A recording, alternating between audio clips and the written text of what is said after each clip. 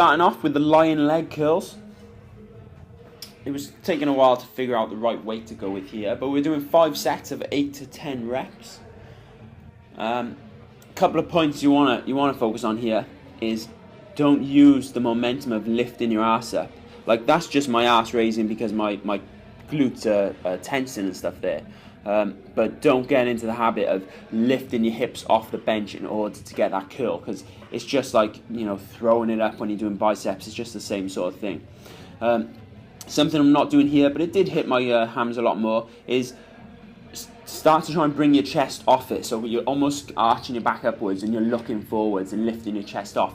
It just helps you get the curl on your hams. It is a lot harder, but that's what this is about. It's about it being hard. And again, like all the other sessions, the negatives on these exercises are 4 seconds, which makes them so much harder and different. So this one, the GHR machine, the glute ham raises, never really tried it before, not properly. Absolutely killed. It was a really, really good exercise, and I'm definitely going to be using this from now on.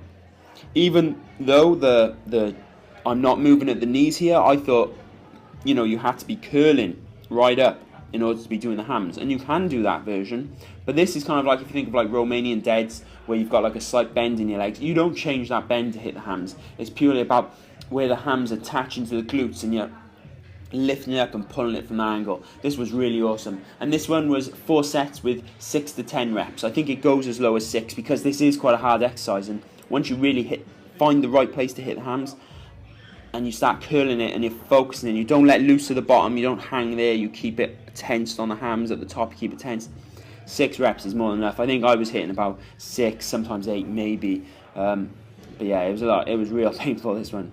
And then it was straight into lunges. So it's 3 sets of 10 to 12 reps, so that's 5 to 6 per leg.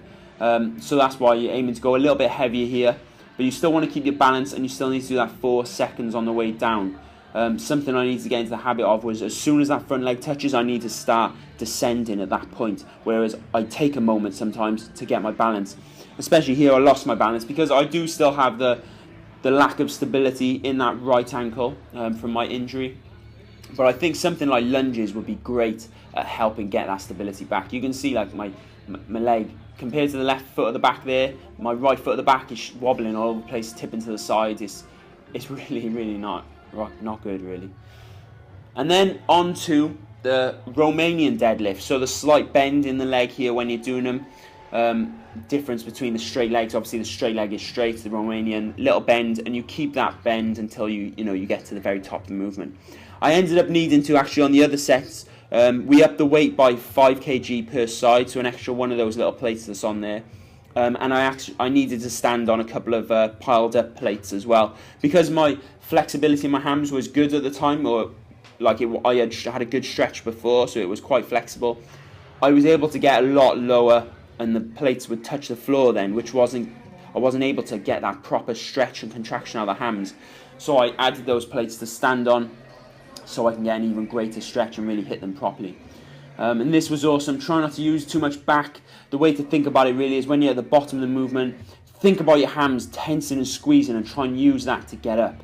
And then that was it for hams, and then we moved on to abs. Here is just the leg raises. I'm doing it with a bit of a curl there at the hip so that I can curl my abs up and then point towards the ceiling, instead of doing the dragonfly Bruce Lee style thing where your whole body's straight. That's amazing for core. I was just trying to make more of a crunch movement and focus on just my abs as opposed to the whole core here. These absolutely wrecked though. And on that one, same as this one, 4 sets each, 12 to 15 reps. Then it was onto the cable crunch, and this was the last one then for abs, just the 2 to hit them, and really with the 4 second holds you're trying to focus on, like on here still, which I don't normally do, at least not for 4 seconds, really increases that burn. It's crazy. It's amazing how much you can neglect the negative part of the movement. It really helps burn so much more. At least on abs it does anyway. So notice here as well, I'm not flexing from the hip. I'm not using the hip to close this movement. I'm using my abs. It's just my abs crunching there to close the movement. And try and aim. Imagine you were aiming your elbows to hit kind of like the floor to the sides of your knees. You're not actually going to do that, but that's the sort of aim I've got in my head. because you want to keep that constant sort of arcing motion from the top to the bottom. And that was that done.